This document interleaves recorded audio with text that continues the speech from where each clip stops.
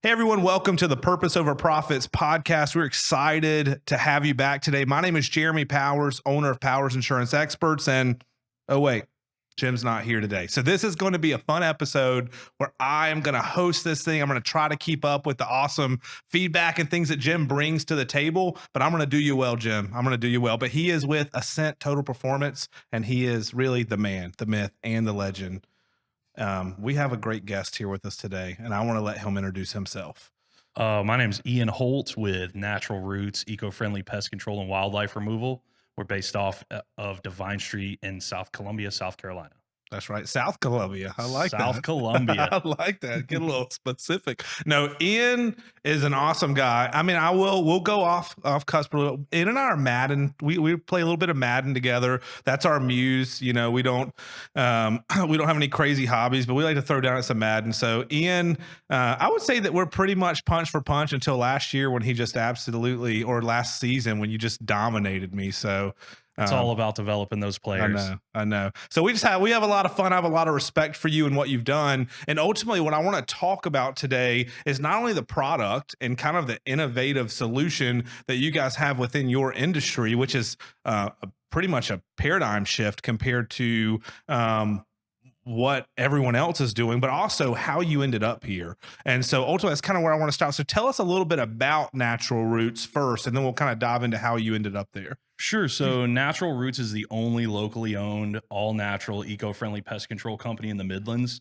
We really strive for eco-friendly, non-toxic, safe pest control for children, pets, elderly, anything that's not going to cause issues down the road where traditional pest control can tend to do that. We really like to specialize in continuing knowledge and bringing new innovative things to the pest control scene in Colombia, especially with changing the mindset of most people in general when it comes to pest control, of changing that narrative from I don't care what you use, I just want them dead, to I can have control, but I can also have peace of mind at the same time. That's right. And that was big for me. And I'll be transparent as most of our viewers, I'm sure you guys can too. I never really thought about it. I thought you had to just there was just that one way. But I think it's so funny because we were talking recently, and I don't think I've ever had this thought with my pest control guys there, because I mean, it smells good. It's very interesting. It's all natural. But I think you told me you even had a customer ask if they could drink it, you know? Yeah.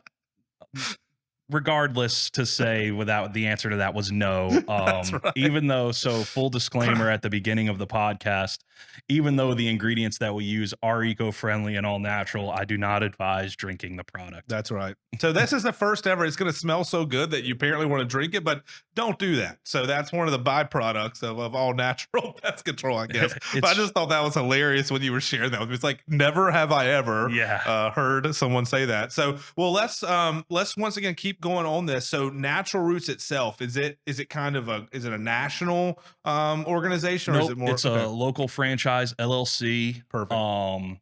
It got founded in 2010 by a master gardener. So that's how Natural Roots kind of came to be. Is he was a master gardener. He was doing like gardening and landscaping, and realized through some of the tricks of the trade, because some of these traditional pest control chemicals that you use can be harsh on plants and just wildlife in general. And he was also an avid bird watcher and ornithologist, Okay. you would say. So he was very into that, and he realized that a lot of these ingredients that you can use to get rid of XYZ bug on your garden could either harm the plant, could harm local wildlife that helps that ecosystem. And just through some hit and miss, he developed some natural. Now we've obviously moved forward from that, and we use professional grade products and things like that. And some of our blends are proprietary, but that's kind of how it got off the ground. No, that's great. And that's good to hear. And so this is not where you started.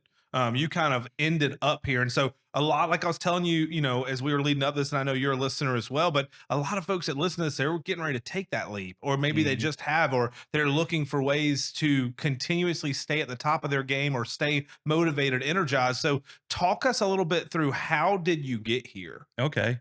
So my tract is a little bit different than most, you would say, entrepreneurs or like yourself, or I started in traditional pest control. Honestly, I was serving tables at Olive Garden, and I just was sick of it. I was 22, 23. I was like, didn't go to college. And I thought, there's no way that I'm going to do this forever. And then I met my girlfriend at the time, who is now my lovely wife. And she actually babysat a major player in pest control's Oh, kids, wow. was a neighbor, David Clark. He owned Clark's Pest Control Okay. locally. And she said, you know, hey, if you want to get out of this serving thing, like, I'm sure I can get you hooked up at Clark's. And it was kind of, I just fell into it. So I did that. I got my Centricon certification, master termite from Clemson University, and master pest control from Clemson University while I was there. Wow. Like, started out 10.25 an hour, driving around 20 stops a day. You know, it really is hard work, and, you know, cutting that mustard when it's 105 degrees outside in Sure. July. And then I eventually moved to another company. Every move that I've ever made, I'm proud to say, has always been an upgrade. I've never made a lateral movement. That's great. Just because I have extreme respect for everyone in any kind of outdoor industry who can be that technician for 40 years and run that route. But that was just never really what I wanted to do. I knew that I wanted to move eventually into management, upper Yep. management, potentially ownership. And so I went from there. And then the tide really turned for me whenever I was at that previous company and I realized that that glass ceiling really wasn't there. And I got my first management opportunity with Rollins Orkin. And I went into that and I realized very, very quickly that the corporate structure, rigid style of that Yeah. kind of pest control, I'm not speaking ill. I don't bash any other companies. Sure. Everyone does a great job. Everyone's striving for customer service. But for me, just the way that they did business, I kind of instantly knew that was not what I wanted to do. Gotcha. So, you know, I did the old get on Indeed, see Yeah. what else there is out there. And I actually fell into this opportunity, and it turned out to grow from being a what was originally planned to be a management position to part ownership. And That's it. that's been something that's been I've been lucky. Yeah. I don't want to sit here and tout and say, you know, like yourself, like someone who built something completely from the ground up. There was a foundation there when I came in, but I feel like with me, that's when Natural Roots really started taking strides forward into the Sure, future. sure. Well, two things I want to hit on based on what you said that I think will hit home. Number one, and I'm going to go ahead and say both so you can remember one if I forget because I'm very bad at that. So number one is going to be what were some things that wouldn't have made you leave where you were at? Some of those you said, you know, there was that glass ceiling, and then So once really quick, number two is going to be what do you feel like set you up to be able to have ownership opportunity offered to you as an employee of a company? You see what I'm saying? I think it's a sure. mindset type thing, but starting off with like what I love talking about this because we have a lot of business owners here. Right. What can we do as business owners listening out there? What can we do to keep top talent? Yeah, so I'm going to answer the second one first, Okay. actually.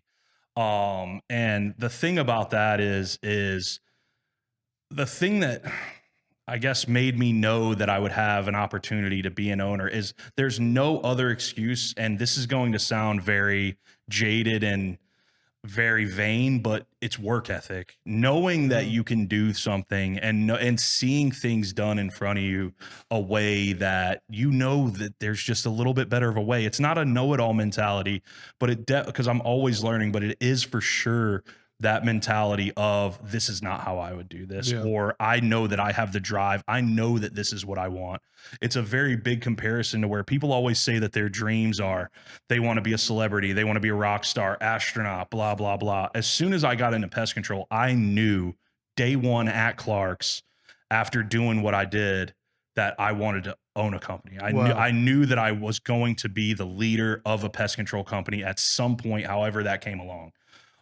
So that's pretty much my answer to that. And then for the first part of the question, for what made me leave, my number one thing, and it's the top thing that I preach and I live by now, is just the treatment of employees. Not and this is more for that corporate entity Mhm. than other places, because I was treated well over all of my tenure as a technician. But it was the way that me as in management, the way that the higher ups, because you know that's a huge Sure. chain with that disconnect, that lack of a connection with your employees, that lack of the, oh, you took 10 minutes at this house, so I have to write you up because the book says that the house should take 30 minutes. But then when I look up the house on Google, it's only 1,000 square feet and it's an outside only account.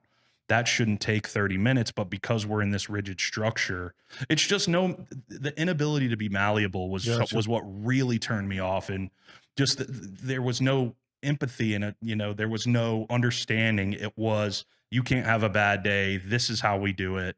You can't do this, you can't do that. And again, I am speaking for, the Sure. corporate side, because it's not like that with locally owned Sure. businesses. Sure. There's actually a lot that I've gleaned from my time with other businesses locally that I still have extreme respect for, and I really don't look at them as competitors. Yeah. But That's that would great. be the main I reason. love that mindset. There's enough, especially in pest control in South Carolina, for everybody. And so here's the thing that two things I want to say based off of that is that how often do you find yourself reflecting on those things that you remember or why you created your own business and then incorporating that with the team that you lead?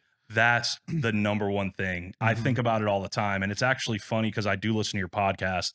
The number one thing that I suffer with was your last podcast topic is, am I too nice as a business owner? Yeah. Because I do sometimes feel that way, but you also, like, I'm not a friend. I am your boss. Yeah. But I never want to be that. Mhm. I want the Google.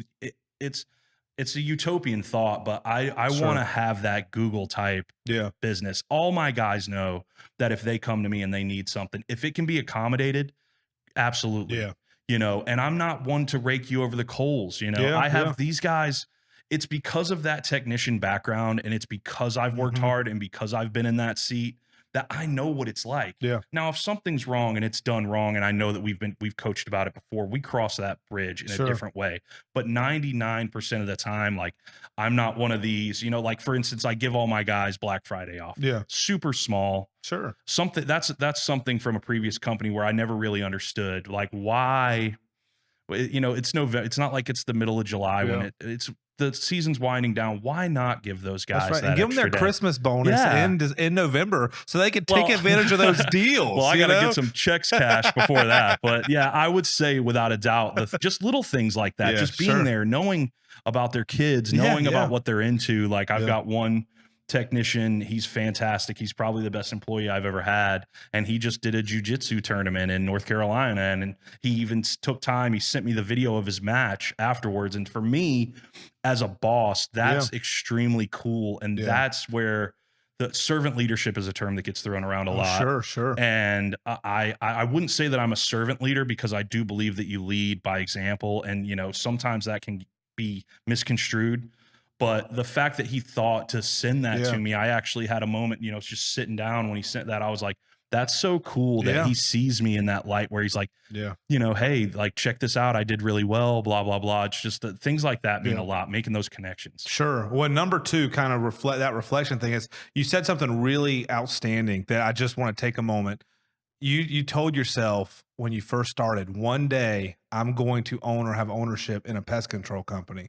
How often do you stop and smell the roses that you're literally living in? Mhm. What you prayed for, what you literally created this thought in your mind, and you've brought it to life. And you've got Yeah. a beautiful wife, a beautiful son, you've got all these things, and you've got this business. Like, how often, even whenever junk's hitting the fan and you've got, like you said, the flips has switched and you guys are so busy, but how often you just stop and just say, wow, like, look at what I've done. Never. Yeah. I'd beg you to do that, my friend. Never. I can't. Because I'm not there yet. Yeah. We've still got a lot of growing to do. Sure. We're still small. I mean, we've got 4 people. It's not like we got 3 trucks on the road. We're Sure. not one of these huge companies. And I don't strive. I don't want to be a multinational corporation. Sure. And it's not just about growth. But for me, I still am not there yet. And I love that mindset, and I'm a lot with you, but I would say that you got to also give yourself a little credit, because you are there. You do have exactly what you said you would. And so I would just tell you that, like, though, reflecting on that, once again, having goals, but also knowing you have accomplished some too. I just thought it was really cool that you said that. And it's like, wow, like,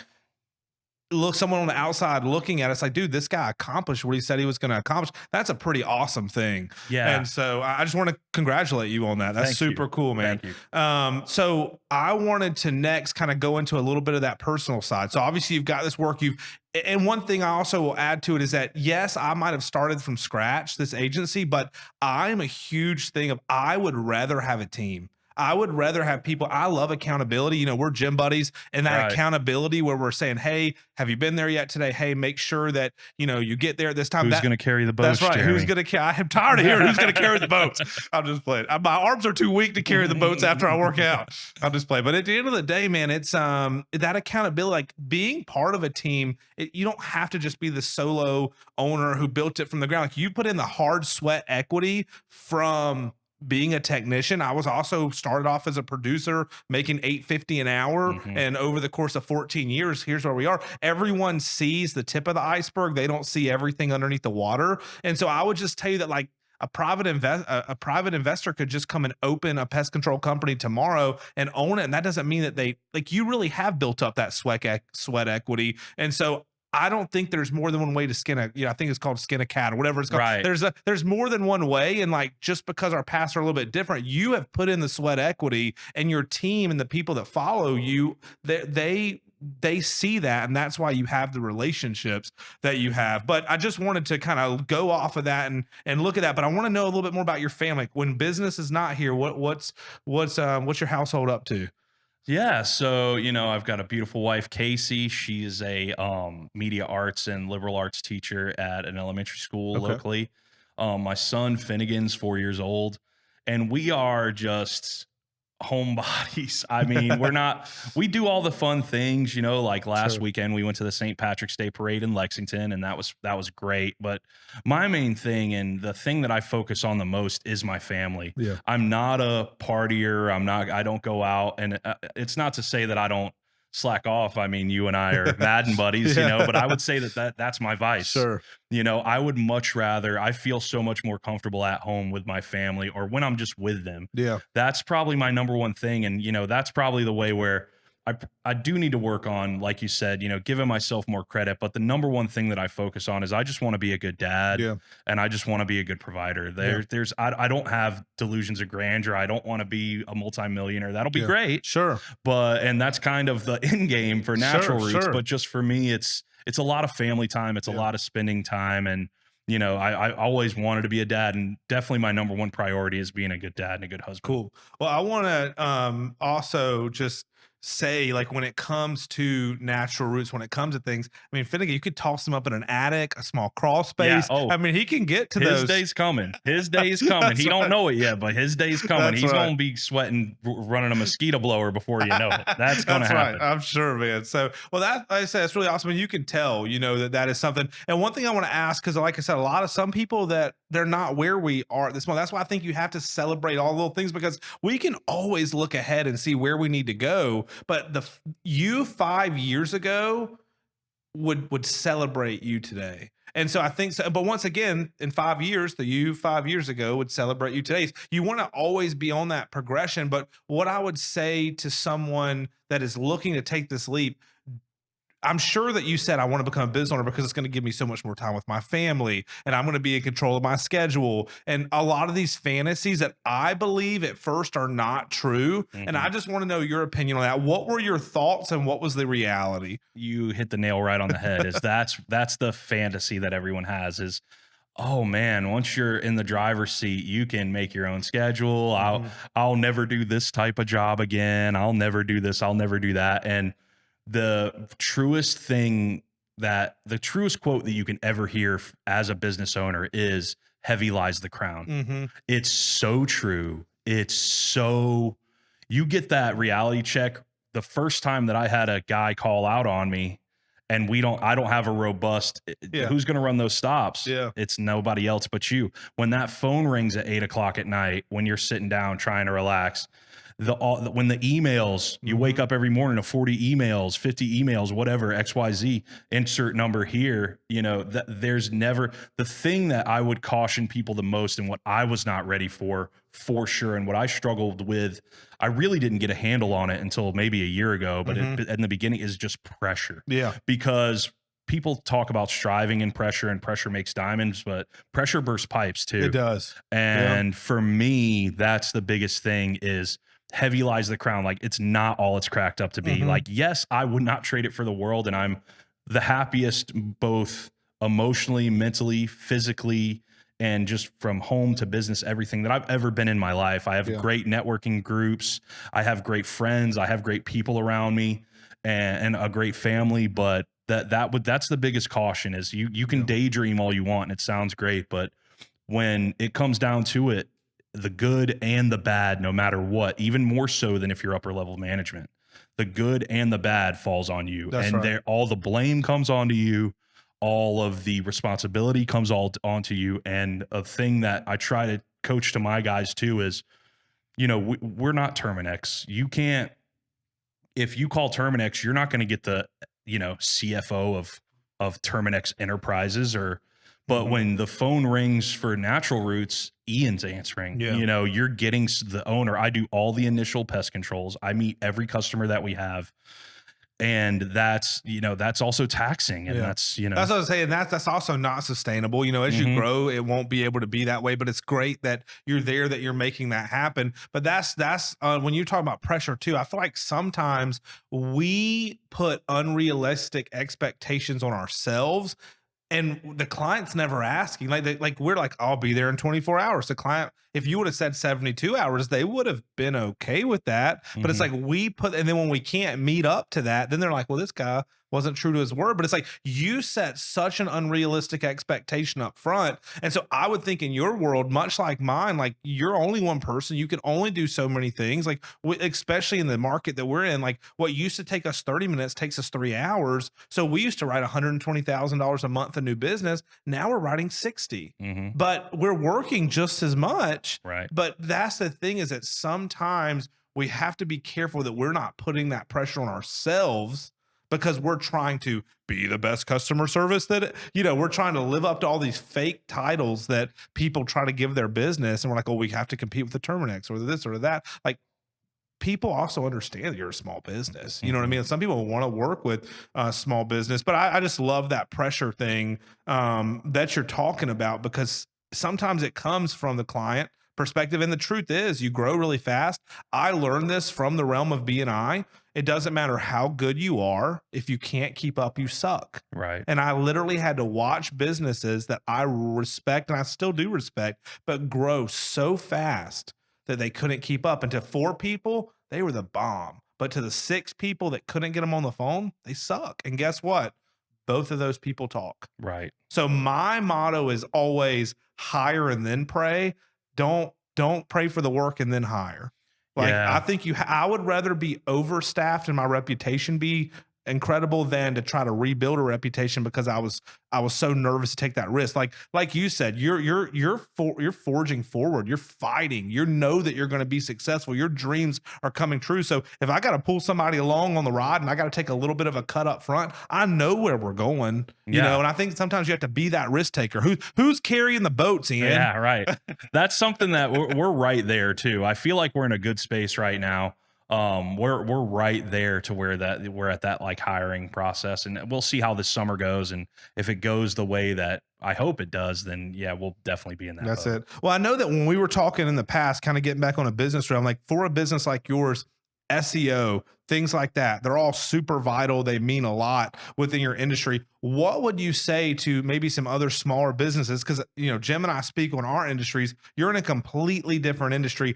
The same, and like no one's ever like, ooh, let me spend money on that. But Mhm. also, you're gonna notice, like I had a spider run through my house the other day, and I was like, "Oh, thank goodness Ian's coming in a week." You know what Right. I mean? It's like you get thought of a little bit more than insurance does. So I would just ask, like, what are some things that you would say in your small business realm that really hit, and some ways that you found success in getting customers? Without a doubt, the number one thing that I would say 100% to any small trade business is SEO. It's the biggest regret that I have not implementing it instantly when I came through the door. Hmm. That's something that I realize, and I see competitors that have utilized it very well, Hmm. and then you see the growth, you see how it happens. Hmm. So I would say without a doubt, and also it's not sustainable once you get to a certain size, but the local aspect, like Yeah. community involvement, making yourself visibility Hmm. is a huge thing. Just people, because I feel like it's really easy if someone sees like let's say I leave a door hanger, I clover leaf a house, and just a cold knock, and they get a door hanger. They're going to see that eco-friendly pest control and probably have the same mindset that people have sometimes with that, and be like, I don't know if that works. I don't know if that's for me. But reviews are huge. Yeah. If you look at our page, reviews, especially mentioning me by name, are huge. And And how do you go about that? How do I always ask for them. I'm not too Mhm. proud to ask for a Sure, review. sure. After that initial service, always I'm asking for a review. That's something. And also like backdoor follow-ups that we're implementing in with our new SEO strategy, things like that, where it's requesting the review automatically. All these little things. And I would say don't worry so much about the brand recognition type things, because I'm telling you right now, I've tried every bag of tricks there is. I've tried direct mail, door hangers, billboards, vehicle wraps, everything like that. That nothing is going to work for you like SEO. And then just speaking to myself, vehicle wraps, like Sure.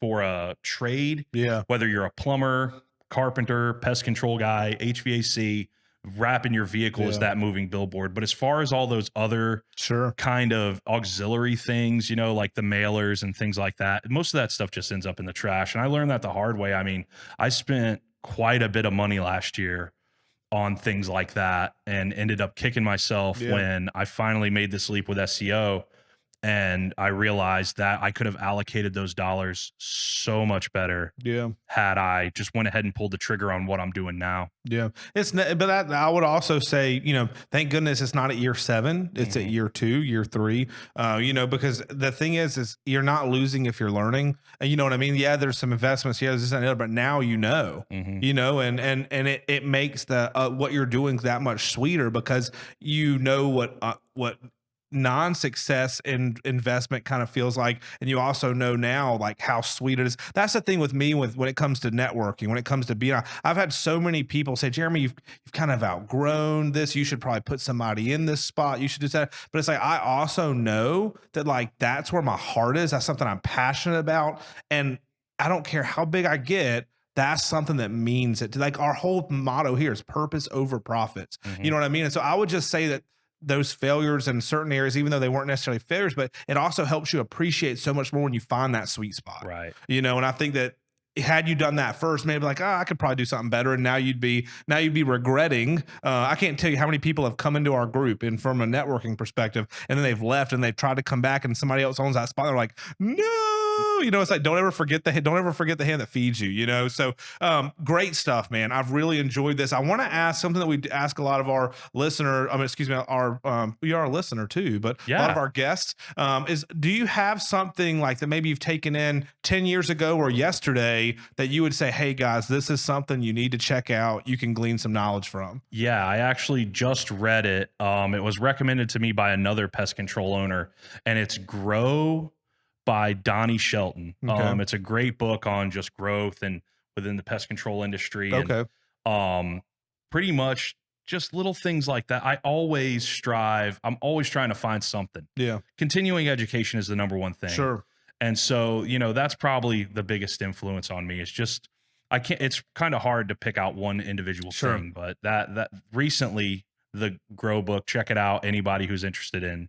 Absolutely. Well, how can anyone who's more interested in natural pest control and or wildlife removal, how can they connect with you? Sure. So we're Natural Roots Pest Control on pretty much everything. Naturalrootspestcontrol.com. Our good email to reach us is naturalrootseco@gmail. Our office number and everything is plastered all over our Facebook, Instagram, website. We have a lot of good tools on our website for people that want to learn more. And then just give me a call. You never know. All these 5-star reviews can't be Yeah. lying when it comes to That's all right. natural pest Well, control. hey, I can speak for it. I was using a company. I was not, that's what I was kind of sharing with you, is like, it's not something that you really, if someone's doing a good job, you're not upset with it.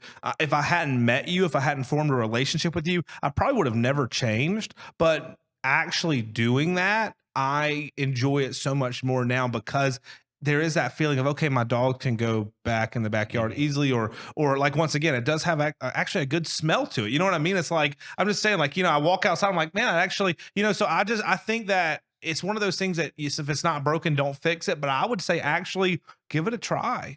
Yeah, so it's funny. The last thing I'll say is it's funny that you bring up the smell, because the smell is without a doubt the most polarizing thing that there is. It's either I have customers who will open every window when I come and they can't stand it. And then I have most people love it, Yeah. but that's just, I feel like when it comes to natural pest control, I feel like I'm selling internet in 1992. Like, people don't understand that in 30 years, where right now, if you see the natural roots truck pull up, you're like, whoa, what is that? That's different. Where 30 years from now, I feel like if you see that traditional pest control operator spraying chemicals outside of someone's home, they're going to be like, what? You still use chemicals? So that's kind of what I lay my head down Well, at that's night so hoping. cool. I mean, you're a visionary. Well, I appreciate it. And I'm sure if people call and they say, hey, I heard about you on the Purpose Over Profits podcast, there'll be a little bit of a, I'll get you your kickback. you'll get you'll get a little bit of a discount if you call and say that. It'll make sure he hooks you up. He'll autograph your house when he comes over. Your front door. We'll just put a signature on. But man, it's been a pleasure. I'm already sorry in advance, and I'm probably going to beat you at Madden tonight. But it's been a lot of fun. Thank you so much for having me on, man. I want to be like you when I grow up. I say that facetiously, but you really are an inspiration when it comes to networking and the way that you are intentional with everything that you do. So I really appreciate you thinking of me and letting me use this platform to have people learn a little bit more about Natty Roots. Your $20 is in the mail, man. I got you. I got you. All right. You guys have a good one, and just go use Natural Roots if you're here local. I promise you won't regret it.